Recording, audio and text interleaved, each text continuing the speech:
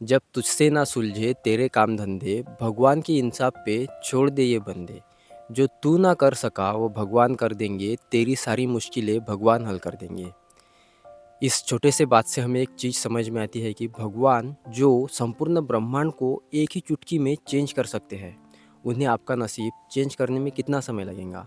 यहाँ पर वो कहते हैं कि हमें भगवान को सलेंडर होना चाहिए, हमें भगवान के समक्ष जाना चाहिए और कई बार हमें भगवान को बुलाना भी चाहिए। एक छोटी सी बात इस कहानी में समझ में आती है और यही हमारे आज की वीडियो की बहुत पावरफुल मैनिफेस्टेशन टेक्निक भी होने वाली है। और वीडियो को एक छोटे से स्टोरी के साथ स्टार्ट करते हैं कि एक ब्राह्मण होते हैं, एक साधु होते हैं और उनके दो शिष्य होते हैं। एक दिन वो तीनों समंदर के किनारे ध्यान लगा रहे थे, तो उनके सामने एक ऐसी परिस्थिति आती है कि एक कौवा कुछ मछलियों को खा रहे होते हैं। वो साधु जब उनको देखते हैं, साधु तो वैसे अच्छे ही थे, बट जब वो परिस्थिति को देखते हैं तो उन्हें समझ में आता है कि ये तो गलत चीज़ है, क्योंकि वो मांसाहारी नहीं थे, शाकाहारी थे। उन्होंने परिस्थिति को ध्यान में नहीं रखा और उन्होंने कहा कि ये तो गलत चीज़ है, हमें उस कौवे को वहाँ से दूर भेजना चाहिए ताकि वो उस मछलियों को ना खाए।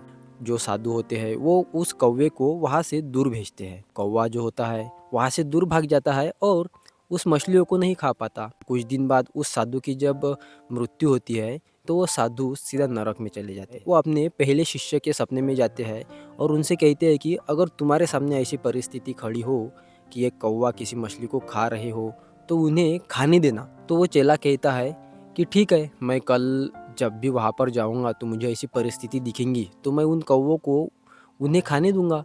वो दूसरे दिन जाते हैं, दोनों स्टूडेंट जाते हैं साधु के, और वहाँ पर उनके सामने वैसी ही परिस्थिति तैयार हो जाती है। और जो दूसरा चेला होता है वो उन पंछियों को कुछ नहीं करता, वो उन्हें उस मछलियों को खाने देता है। कुछ दिन बाद वो भी मर जाता है और सीधा नरक लोक जाता है। ये सारी चीजें नारद मुनि फिर से ऊपर से देख ही रहे थे। तीसरे चेले के साथ भी सेम वही सिचुएशन होती है। वो जो चेला होता है वो वहाँ पर कंफ्यूज होता है और वो भगवान से कहता है कि भगवान, कौवा भी आप ही हो और मछली भी आप ही हो, मुझे नहीं पता यहाँ पर मुझे क्या करना चाहिए।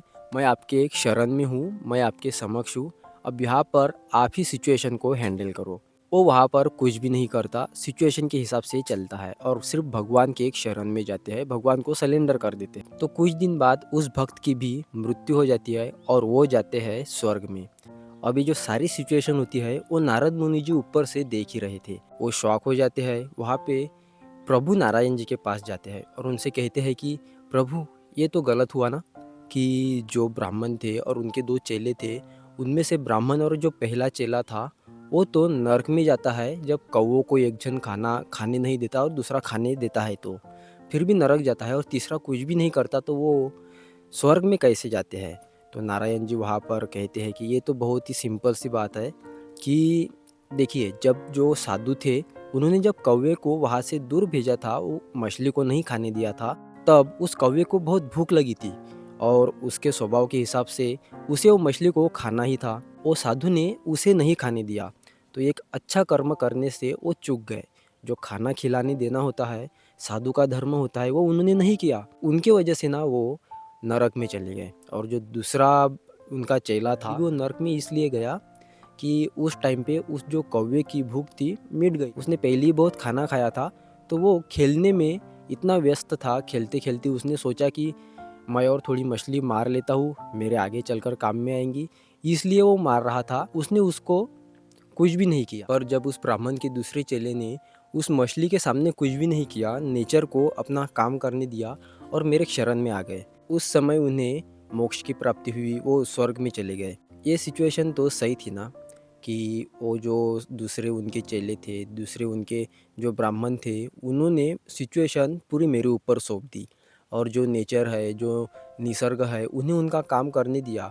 कौवे ने अपने स्वभाव के हिसाब से मछली खाई और मछलियों को खाने के लिए ही बहुत से लोग पालते हैं। नेचर अपने हिसाब से ही चले गया और ये कहानी यहीं पर ख़त्म होती है और हमें एक चीज़ सिखाती है कि भगवान को सलेंडर कर देना। एक पावरफुल मैनिफेस्टेशन टेक्निक यहाँ पर खुलकर आती है, जो कि है भगवान की शरण में जाना।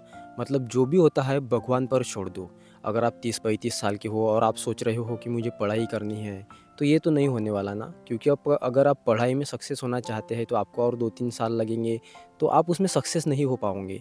ये इलॉजिकल बात है। तो आपको हमेशा भगवान को कहना होगा कि भगवान मुझे सिर्फ़ सक्सेस दिला दो, मैं आपके शरण में हूँ। आपको जो चाहिए वो मेरे लिए कर दो। बस इतनी ही आपको प्रैक्टिस करनी होती है कि हमेशा भगवान के शरण में जाओ। आपके सारे सपने पूरे होंगे क्योंकि सारी चीज़ें उन पर सौंप दो। और यही हमारे आज की वीडियो की टेक्निक है कि भगवान को सरेंडर हो जाओ, उनके शरण चले जाओ। आपके बहुत सारे सपने पूरे होंगे, आपकी सारी प्रॉब्लम दूर हो जाएँगी। उम्मीद करता हूँ इस कहानी से, इस स्टोरी से आपको एक चीज़ समझ में आई होंगी आज की वीडियो की।